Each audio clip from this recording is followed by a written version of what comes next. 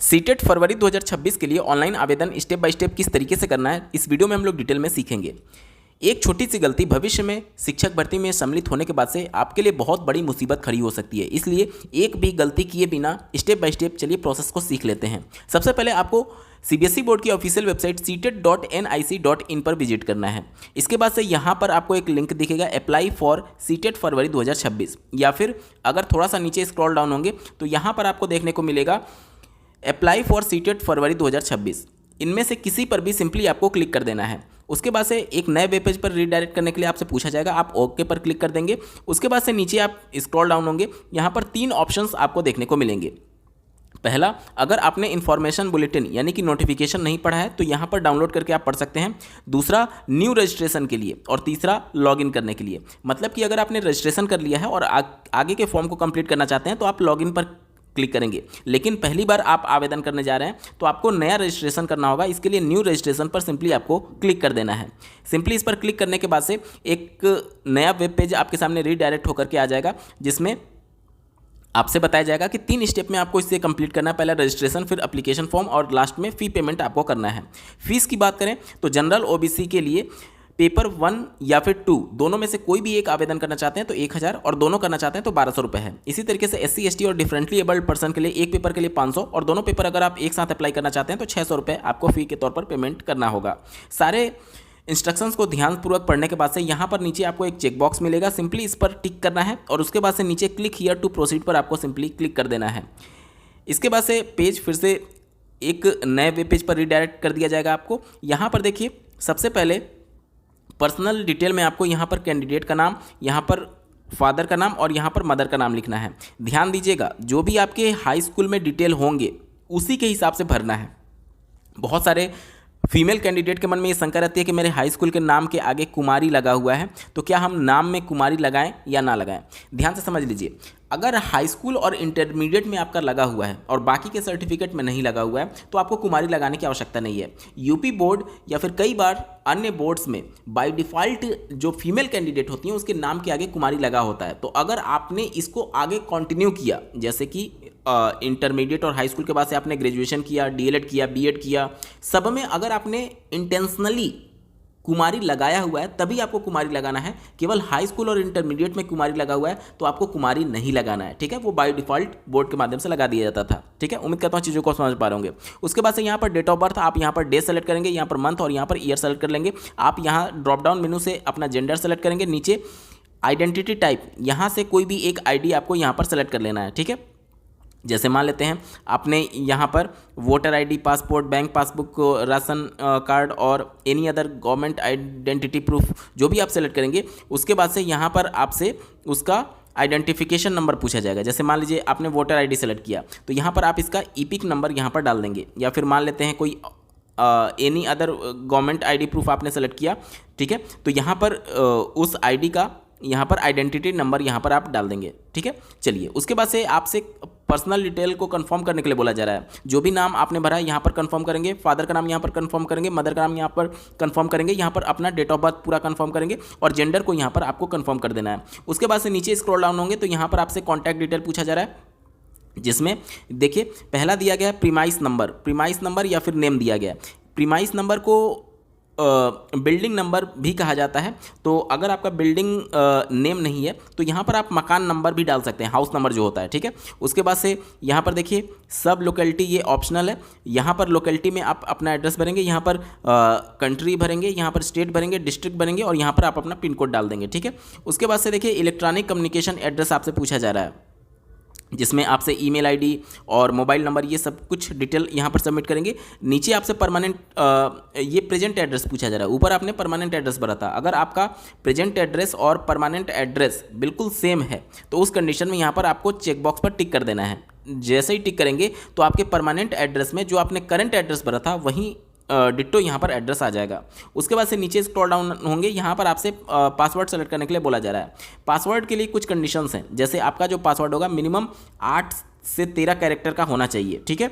जिसमें से एक अपर केस यानी एक कैपिटल लेटर, एक स्मॉल लेटर, एक न्यूमेरिक वैल्यू यानी 0 से 9 डिजिट तक और एक स्पेशल कैरेक्टर में से कोई भी एक शामिल होना चाहिए। ठीक है, जो भी पासवर्ड आप सेलेक्ट करेंगे उसको यहाँ पर कंफर्म करेंगे। उसके बाद से नीचे आपको यहाँ पर सिक्योरिटी क्वेश्चन सेलेक्ट करने के लिए बोला जा रहा है। जब भी आप अपना पासवर्ड भूल जाएंगे तो इनमें से कोई भी जो भी आप सेलेक्ट किए रहेंगे और उसका आंसर यहाँ पर लिखे रहेंगे तो उससे आपको कंफर्म किया जाएगा। ठीक है, उसके बाद से नीचे यहाँ पर जो कैप्चा दिया गया इसको यहाँ पर सबमिट करने के बाद से नीचे सबमिट का बटन दिया गया, इस पर सिंपली आपको क्लिक कर देना है। जो भी डिटेल आपने सबमिट किया होगा उसे रिव्यू करने के लिए आपसे बोला जा रहा है, वेरीफाई करने के लिए बोला जा रहा है। जैसे कि आपका नाम, father name, mother name, date of birth, gender, address, mobile number और ईमेल आईडी। तो जितने भी चेक बॉक्स हैं सिंपली आपको इस तरीके से यहाँ पर देखिए, इस तरीके से इस पर क्लिक करके आप सबको टिक कर देना है। ठीक है, मतलब कि सारे डिटेल को आपने क्रॉस वेरीफाई कर लिया है। उसके बाद से नीचे एक चेक बॉक्स दिया गया, इस पर सिंपली टिक करते हुए इसको आई एग्री पर क्लिक करना है। उसके बाद से नीचे आपको दिया गया है submit and send OTP to verify mobile number. इस पर क्लिक करेंगे तो जो भी मोबाइल नंबर आपने सबमिट किया है उस पर एक ओटीपी भेजा जाएगा। ठीक है, और अगर आपका डिटेल सही नहीं है, कुछ भी लगता है कि आपका गलत है, तो यहाँ पर एडिट रजिस्ट्रेशन नंबर पर क्लिक करके आप दोबारा से उसमें एडिट भी कर सकते हैं। ठीक है, तो सब कुछ डिटेल सही होने के बाद से ये submit and send OTP to verify mobile number, इस पर सिंपली आपको क्लिक कर देना है। जो भी मोबाइल नंबर आपने दिया होगा उस पर 6 डिजिट का ओटीपी भेजा गया है, उस ओटीपी को यहाँ पर डालना है। उसके बाद से सबमिट रजिस्ट्रेशन फॉर्म, इस पर सिंपली आपको क्लिक करना है। स्टेप 1 यानी कि रजिस्ट्रेशन फॉर्म आपने कंप्लीट कर लिया है, यहाँ पर ग्रीन बन करके आ चुका है। अभी 2 स्टेप आपको अभी और कंप्लीट करना है। यहाँ पर देखिए मोबाइल नंबर आपका वेरीफाई हो चुका है, ईमेल आईडी पहले आपको वेरीफाई कर लेना है। तो यहाँ पर सिंपली आप क्लिक करेंगे वेरीफाई ईमेल आईडी। रजिस्ट्रेशन के समय जो भी ईमेल आईडी आपने डाला था वो यहाँ पर शो होने लगेगा। उसके बाद से ये जो कैप्चा है यहाँ पर सबमिट करेंगे और सबमिट एंड गेट ओटीपी पर आपको सिंपली क्लिक करना है।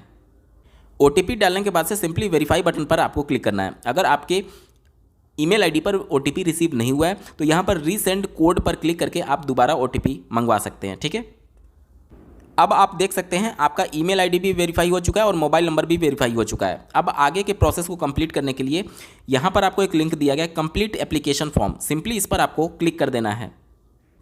यहाँ पर देखिए ये सारे स्टेप्स आपको कंप्लीट करने होंगे। ठीक है, तो यहाँ पर नीचे दिया गया है पर्सनल डिटेल, इस पर सिंपली आपको क्लिक करना है। रजिस्ट्रेशन के लिए जो डिटेल आपने सबमिट किया था वो ऑटो फेच होकर के आ जाएगा। नीचे स्क्रॉल डाउन होंगे और यहाँ पर आपको नेशनलिटी यहाँ पर सेलेक्ट करना है। तो सिंपली यहाँ पर क्लिक करेंगे और यहाँ पर आप देख सकते हैं नेशनलिटी इंडियन आपको सेलेक्ट कर लेना है। ठीक है, उसके बाद से कैटेगरी आपसे पूछी जा रही है। ठीक है, तो यहाँ पर ड्रॉप डाउन मेनू से सेलेक्ट करेंगे, फिर आपसे पूछा जा रहा है ओबीसी, एससी, एसटी, जनरल, तो जो भी आप होंगे आप अपने अकॉर्डिंग यहाँ पर सेलेक्ट कर लेंगे। ठीक है, उसके बाद से नीचे आपसे पूछा जा रहा है कन्फर्म कैटेगरी, तो जो भी आपकी कैटेगरी होगी उसको दोबारा सेलेक्ट करेंगे। उसके बाद से पूछा जा रहा है are you person with disability, अगर आप पर्सन विद डिसेबिलिटी है तो यस करेंगे, अन्यथा की कंडीशन में आपको नो पर क्लिक करना है। फिर से पूछा जा रहा है are you a person with disability as per section this and this, तो अगर आप हैं तो यस पर, अन्यथा की कंडीशन में नो पर आपको क्लिक करना होगा।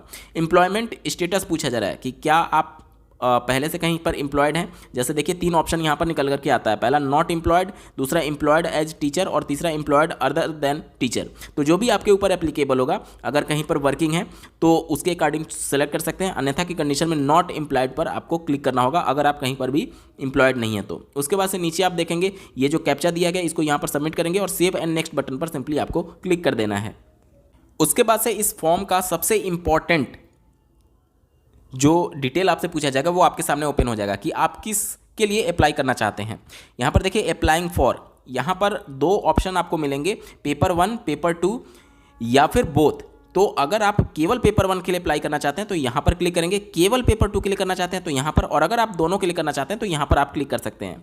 अगर आप केवल डीएलएड हैं, 12th प्लस डीएलएड हैं तो केवल पेपर 1 के लिए एलिजिबल हैं। अगर आप ग्रेजुएशन प्लस डीएलएड हैं या फिर डीएलएड के बाद भी अगर आपने ग्रेजुएशन किया हुआ है तो आप दोनों पेपर के लिए एलिजिबल हैं, और अगर बीएड हैं तो केवल और केवल पेपर 2 के लिए एलिजिबल हैं। तो आप अपने अकॉर्डिंग देख लीजिएगा।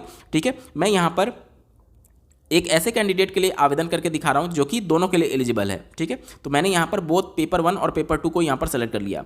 उसके बाद से लैंग्वेज 1 पूछा जा रहा है। लैंग्वेज 1 का मतलब कि जब भी आप प्राइमरी या फिर अपर प्राइमरी आवेदन करते हैं तो 2 लैंग्वेज का ऑप्शन आपको सेलेक्ट करना होता है, जिसमें पहला लैंग्वेज आपको इतने लैंग्वेज के ऑप्शन मिलते हैं, इसमें से कोई भी सेलेक्ट कर सकते हैं। जैसे उदाहरण के तौर पर मान लीजिए मैंने हिंदी को सेलेक्ट कर लिया, तो अब लैंग्वेज 2 में आप हिंदी को सेलेक्ट नहीं कर सकते। ठीक है, इसके अलावा दूसरा आपको करना होगा। तो मान लीजिए लैंग्वेज 2 में मैं इंग्लिश को सेलेक्ट कर लेता हूँ। ठीक है, आप अपने अकॉर्डिंग देख लीजिएगा। उसके बाद से देखिए minimum educational qualification for class 1 to 5th, अब चूंकि मैंने दोनों पेपर के लिए अप्लाई किया हुआ है तो क्लास 1 to 5 के लिए मेरी मिनिमम एजुकेशनल क्वालिफिकेशन क्या है वो मेरे से पूछी जा रही है। पहला देखिए ऑप्शन दिया गया है सीनियर सेकेंडरी, इंटरमीडिएट को ही सीनियर सेकेंडरी कहा जाता है, यानी कि 12th में कम से कम 50% मार्क्स और 2 साल का डिप्लोमा अगर आपने किया हुआ है तो ये पहला ऑप्शन आपको चुनना होगा। दूसरा ऑप्शन उन लोगों के लिए जो कि सीनियर सेकेंडरी यानी 12th में कम से कम 45 मार्क्स पाए हुए हैं और 2 साल का डिप्लोमा किए हुए हैं। तीसरा ऑप्शन उन लोगों को चुनना है जो कि सीनियर सेकेंडरी यानी 12th में कम से कम 50% मार्क्स उनके हैं और 4 साल का BLED कोर्स उन्होंने कर रखा है। और चौथा ऑप्शन उन लोगों को चुनना है जो कि 12th में 50% मार्क्स है और साथ ही साथ स्पेशल एजुकेशन में 2 साल का डिप्लोमा कोर्स उन्होंने कर रखा है। तो यूपी के परिप्रेक्ष्य में अगर मैं बात करूं तो सबके लिए यूपी में चूंकि DLED ग्रेजुएशन के बाद होता है तो यहां पर ग्रेजुएशन का ऑप्शन आपको देखने को मिलेगा ही नहीं, सब में केवल सीनियर सेकेंडरी यानी 12th की बात की गई है। ये ऐसा इसलिए होता है क्योंकि NCT जो कि रेगुलेटरी अथॉरिटी है उनके नियमानुसार DLED में प्रवेश लेने के लिए मिनिमम एजुकेशनल क्वालिफिकेशन जो है वो इंटरमीडिएट ही है, ग्रेजुएशन नहीं है। राज्य सरकार यहाँ पर जो मिनिमम एलिजिबिलिटी है उससे ऊपर एलिजिबिलिटी तय कर सकती है। हाल ही में माननीय हाईकोर्ट ने इसके संबंध में जजमेंट दिया हुआ है। उत्तर प्रदेश में DLED में प्रवेश लेने के लिए ये कोर्ट में केस मामला गया हुआ था जिसमें माननीय कोर्ट ने ये कहा कि जो मिनिमम एजुकेशनल क्वालिफिकेशन है उससे ऊपर राज्य सरकार तय कर सकती है, उससे नीचे नहीं जा सकती। तो चूंकि उत्तर प्रदेश राज्य सरकार ग्रेजुएशन के बाद DLED में प्रवेश कराती है लेकिन NCT की गाइडलाइन के हिसाब से इंटरमीडिएट के बाद ही DLED में प्रवेश लिया जा सकता है, इसलिए यहाँ पर ग्रेजुएशन प्लस DLED वाला ऑप्शन आपको देखने को नहीं मिल रहा है, केवल इंटरमीडिएट प्लस DLED वाला देखने को मिल रहा है। तो अगर आप यूपी से हैं और इंटरमीडिएट में 50% मार्क्स हैं आपके और 2 साल का डिप्लोमा किया हुआ है तो पहला ऑप्शन आप चुनेंगे। और अगर आप यूपी से हैं और इंटरमीडिएट में 50% नहीं है लेकिन 45% से ज़्यादा है और 2 साल का डिप्लोमा कोर्स अगर आपने कर रखा है तो दूसरा वाला ऑप्शन आपको सेलेक्ट करना होगा। और ये केवल यूपी के लिए नहीं है बल्कि अन्य राज्यों पर भी यही एप्लीकेबल होगा, ठीक है। जैसे कि अगर आपका इंटरमीडिएट में 50+ है और DLED कोर्स आपने कर रखा है तो पहला वाला, अगर इंटरमीडिएट में 45 से ज़्यादा है लेकिन 50 से कम है तो दूसरा वाला, और अगर आपने BLED कोर्स कर रखा है तो तीसरा वाला, और स्पेशल एजुकेशन में DLED है तो चौथा वाला आपको सेलेक्ट करना है, ठीक है। तो आप अपने अकॉर्डिंग यहाँ पर देख लीजिएगा, ठीक है। तो यहाँ पर मैं सेलेक्ट कर लेता हूँ, ठीक है।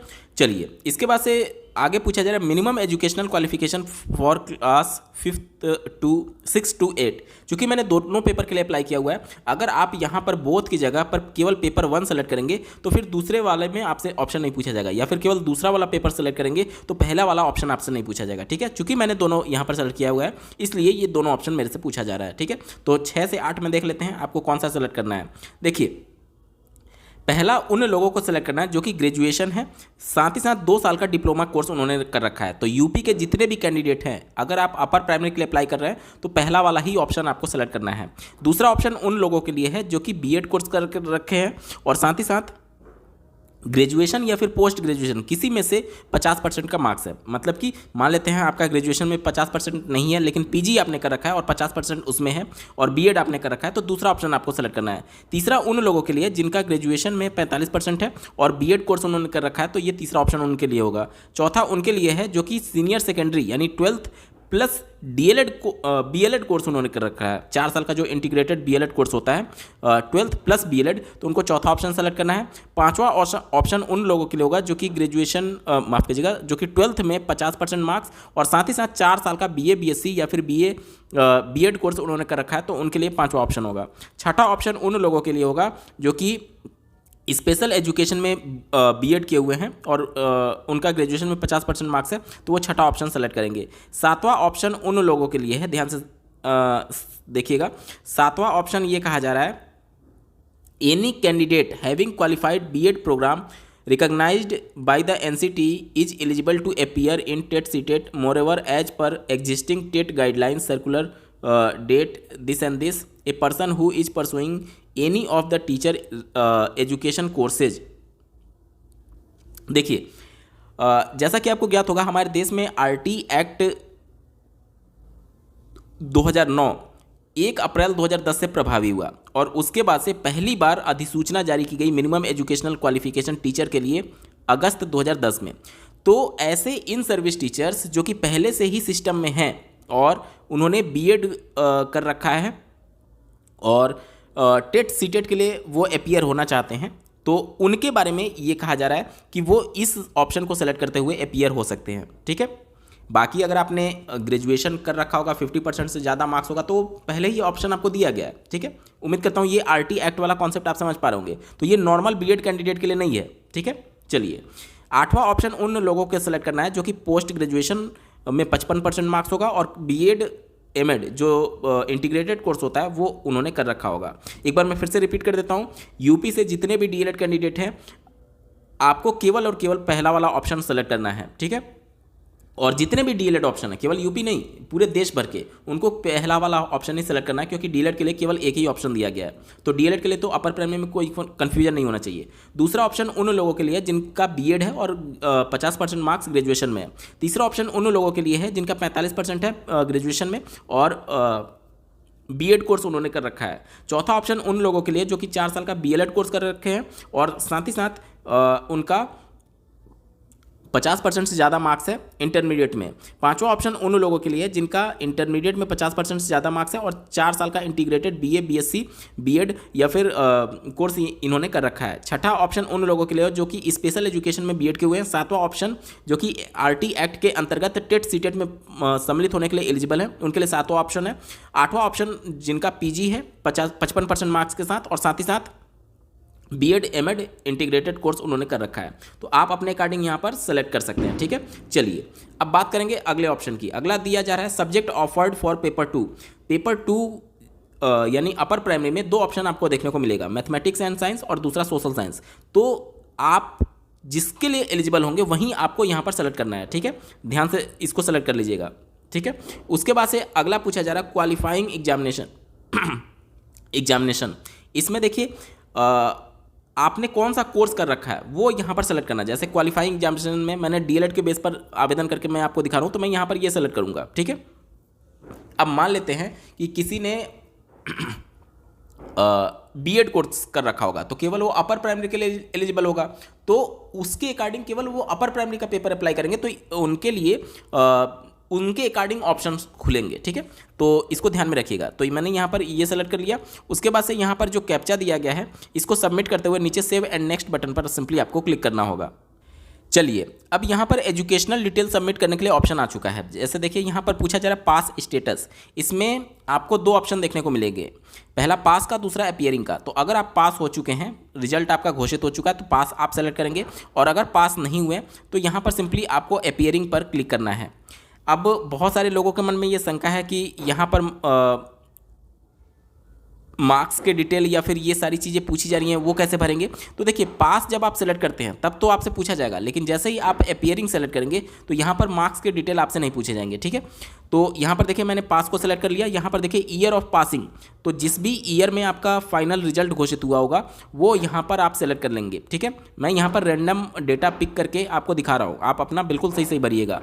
उसके बाद से कोर्स और स्ट्रीम नेम आपसे पूछा जा रहा है। तो चूंकि मैंने यहाँ पर डीएलएड कोर्स को सिलेक्ट किया हुआ था, तो एजुकेशन, एलिमेंट्री एजुकेशन यहाँ पर आ रहा है। बाय डिफॉल्ट एक ही ऑप्शन देखने को मिलेगा, उसे आप सेलेक्ट कर लेंगे।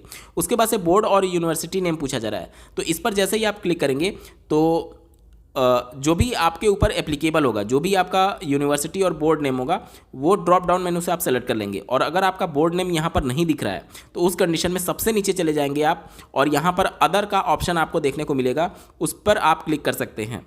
ठीक है, सबसे नीचे चले जाएंगे और सबसे नीचे जाने पर आपको अदर का ऑप्शन दिखेगा, उस पर क्लिक कर सकते हैं। जैसे ही आप अदर पर क्लिक करेंगे उसके बाद से आपको आपके बोर्ड और यूनिवर्सिटी का नेम लिख करके फिल करने का ऑप्शन देखने को मिल जाएगा। जैसे मैं आपको दिखाता हूँ, देखिए मैं सबसे नीचे चला गया और यहाँ पर अदर का ऑप्शन मुझे मिल गया। अदर पर मैं क्लिक करता हूँ, उसके बाद से एक नया ऑप्शन आपके लिए ओपन हो जाएगा जिसमें आपके बोर्ड का नाम और यूनिवर्सिटी का नाम पूछा जाएगा। देखिए कहा जा रहा है, देखिए जैसे ही अदर सेलेक्ट करेंगे तो अब यहाँ पर जैसे मान लेते हैं आपने डीएलएड किया हुआ है यूपी से, तो यहाँ पर परीक्षा नियामक प्राधिकारी, जिसे इंग्लिश में एग्जामिनेशन रेगुलेटरी अथॉरिटी कहते हैं, वो यहाँ पर आपको सेलेक्ट कर लेना है। Examination regulatory authority Prayagraj UP. ठीक है, इस तरीके से लिख करके आप टाइप करेंगे। उसके बाद से रिजल्ट मोड आपसे पूछा जा रहा है, तो यहाँ पर परसेंटेज था या फिर सीजीपीए था, वो आप यहाँ पर सेलेक्ट कर लेंगे। जैसे मैंने यहाँ पर परसेंटेज को सेलेक्ट कर लिया। अब देखिए जैसे ही मैंने परसेंटेज को सेलेक्ट किया तो यहाँ पर मेरे से टोटल मार्क्स पूछा जा रहा है, टोटल मार्क्स। तो यहाँ पर मेरा टोटल मार्क्स मान लेते हैं 3200 का था, इसमें से मान लेते हैं मुझे 2700 मार्क्स मिले। तो जैसे ही मैं क्लिक करूँगा अब यहाँ पर टोटल मार्क्स ऑटो कैलकुलेट होकर के आ जाएगा। यहाँ पर ध्यान दीजिएगा, इंस्टीट्यूट का पिन कोड पूछा जा रहा है। ये बहुत लोग के द्वारा गलती की जाती है। इंस्टीट्यूट का पिन कोड पूछा जा रहा है। जहाँ पर आपका इंस्टीट्यूट था, जिस भी संस्था से आपने डीलेट किया हुआ है, वहाँ का पिन कोड डालना है। बहुत सारे लोग PNP यानी प्रयागराज का वो पिन कोड डाल देते हैं, वो गलत है। आपने जहाँ से डीलेट किया हुआ है वहाँ का पिन कोड यहाँ पर डालना है। साफ तौर पर लिखा जा रहा है इंस्टीट्यूट पिन कोड, ठीक है। तो यहाँ पर आपका संस्था जहाँ पर था उस स्थान का पिन कोड यहाँ पर डाल देंगे। उसके बाद से नीचे आपको देखने को मिलेगा कैप्चा। इस कैप्चा को यहाँ पर फिल करेंगे और सेव एंड नेक्स्ट बटन पर आपको क्लिक करना होगा, ठीक है। ये तो मैंने पास को जैसे ही सेलेक्ट किया था तब ये आया। अगर मैं यहाँ पर अपीयरिंग को सेलेक्ट कर लेता हूँ तो ये मार्क्स के डिटेल मेरे से नहीं पूछे जाएंगे, ठीक है। तो बहुत सारे लोगों के मन में ये कन्फ्यूजन होता है कि अभी मैं अपीयरिंग में हूँ, क्या अप्लाई कर सकता हूँ या नहीं कर सकता हूँ। बिल्कुल कर सकते हैं। आज अगर आपने एडमिशन ले लिया और शाम को फॉर्म आया तो आज ही आप आवेदन करने के लिए एलिजिबल हो जाएंगे माननीय सुप्रीम कोर्ट के जजमेंट के हिसाब से। और NCT ने इसके संबंध में बाकायदा नोटिफिकेशन भी निकाला हुआ है। तो बेफिक्र होकर के आप आवेदन कर सकते हैं। चाहे आपकी बैक लगी हो, आज आपने एडमिशन लिया, कब का एडमिशन है, सब लोग एलिजिबल हैं, कोई भी शंका नहीं है। सुप्रीम कोर्ट ने बिल्कुल क्लियर कर दिया और NCT ने बाकायदा नोटिफिकेशन भी निकाल चुके हैं, ठीक है। चलिए अगले सेक्शन में आपसे आपका फोटोग्राफ और सिग्नेचर अपलोड करने के लिए बोला जा रहा है। देख लीजिए, जो फोटोग्राफ होगा वो JPG फॉर्मेट में होना चाहिए, 10 KB से 200 KB के बीच में होना चाहिए। और जो सिग्नेचर होगा वो 4 से 30 KB के बीच में होना चाहिए। यहाँ पर अपलोड के नीचे आपको चूज फाइल का ऑप्शन दिखेगा, इस पर क्लिक करेंगे तो जहाँ पर आपका फाइल होगा वहाँ पर आपको रीडायरेक्ट कर दिया जाएगा और वहाँ से आप उसको सेलेक्ट करके फिर यहाँ पर अपलोड कर सकते हैं। जैसे ही यहाँ पर अपलोड करेंगे आप, यहाँ पर एक्शन की जगह पर अपलोड लिख करके आ जाएगा, इस पर क्लिक करेंगे तो यहाँ पर आपका सक्सेसफुली अपलोड हो जाएगा और यहाँ पर आपका फाइल का नेम आ जाएगा। इस पर क्लिक करके आप एक बार क्रॉस वेरीफाई कर लीजिएगा, खास करके वो लोग जो साइबर कैफे के माध्यम से आवेदन कराते हैं, क्योंकि कई बार दूसरे का फोटो या फिर सिग्नेचर अपलोड हो जाता है और बाद में आपको दिक्कतों का सामना करना पड़ता है, ठीक है। देखिए यहाँ पर व्यू के नीचे इस तरीके से लिंक क्रिएट हो जाएगा, इस पर क्लिक करके आप अपने फोटोग्राफ और सिग्नेचर को एक बार क्रॉस वेरीफाई जरूर कर लीजिएगा, ठीक है। अब यहाँ पर देखिए, ये जो कैप्चा है इसको यहाँ पर सबमिट करेंगे और सेव एंड नेक्स्ट बटन पर सिंपली आपको क्लिक कर देना है। उसके बाद से review page online application form का आपके सामने ओपन हो जाएगा, जिसमें एक बार क्रॉस वेरीफाई आप जरूर कर लीजिएगा नीचे स्क्रॉल डाउन होकर के सारे डिटेल को। उसके बाद से देखिए यहाँ पर आपका नाम, फादर नेम और सबके आगे चेक बॉक्स बना हुआ है। सबको एक बार टिक करते हुए आपको कंफर्म करना है कि सारे डिटेल को आपने मैच कर लिया, सब कुछ डिटेल यहाँ पर बिल्कुल सही है। इस तरीके से सबको टिक कर देना है। उसके बाद से नीचे स्क्रॉल डाउन होंगे, यहाँ पर आपको एक और चेक बॉक्स दिखेगा आई एग्री का, सिंपली इस पर आपको क्लिक कर देना है। उसके बाद से नीचे फाइनल सबमिट ऑफ एप्लीकेशन का यहाँ पर जो लिंक है वो एक्टिवेट हो जाएगा, इस पर सिंपली क्लिक करके आपको फाइनल सबमिट कर देना है अगर सारे डिटेल आपके सही हैं तो, ठीक है। अब देखिए, रजिस्ट्रेशन फॉर्म आपने कंप्लीट कर लिया, एप्लीकेशन फॉर्म आपने कंप्लीट कर लिया, लास्ट स्टेप जो है फ़ी पेमेंट का, उसके लिए आपको नीचे यहाँ पर एक ऑप्शन दिया गया है, पे एग्जामिनेशन फ़ी जो भी होगा आपका यहाँ पर शो किया जाएगा। अगर आपको लगता है कि कोई भी एप्लीकेशन मतलब कुछ भी डिटेल आपकी गलत है तो यहाँ पर एडिट एप्लीकेशन फॉर्म पर क्लिक करके आप एडिट कर पाएंगे, ठीक है। चलिए यहाँ पर पे एग्जामिनेशन फीस पर मैं क्लिक करता हूँ। उसके बाद से ऑनलाइन पेमेंट पर आपको क्लिक करना है और प्रोसीड फॉर पेमेंट सिंपली आपको क्लिक कर देना है। उसके बाद ओके, उसके बाद से पेमेंट गेटवे पर आपको रीडायरेक्ट कर दिया जाएगा, ठीक है। यहाँ पर आप देख सकते हैं, यहाँ पर आपको नेट बैंकिंग, क्रेडिट कार्ड या फिर एनी डेबिट कार्ड जिसके भी माध्यम से आपको पेमेंट करना होगा, इस पर रेडियो बटन पर क्लिक करेंगे, प्रोसीड फॉर पेमेंट पर आप सिंपली आपको क्लिक कर देना है, ठीक है। इसके बाद से पेमेंट गेटवे आपके सामने ओपन हो जाएगा, जिसमें आपके पास क्रेडिट कार्ड का, नेट बैंकिंग का, यूपीआई का, भीम का, यूपीआई क्यूआर कोड का ऑप्शन आपको मिल जाएगा, जिसके माध्यम से आप अपना फ़ी पेमेंट करके आप अपने ऑनलाइन आवेदन को कंप्लीट कर सकते हैं। तो ये कंप्लीट प्रोसेस है ऑनलाइन आवेदन करने का। उम्मीद करता हूँ आपके सारे डाउट्स क्लियर हो गए होंगे। बावजूद इसके अगर आपको कोई प्रश्न रह जाता है तो कमेंट के माध्यम से पूछ सकते हैं। आपको ये वीडियो कैसा लगा, मेरा एफर्ट कैसा लगा, कमेंट के माध्यम से जरूर बताइएगा। और ऐसे ही महत्वपूर्ण अपडेट के लिए इस चैनल को सब्सक्राइब करना ना भूलें। इस वीडियो को देखने के लिए आपका बहुत बहुत धन्यवाद। भगवान करे आपका दिन शुभ हो।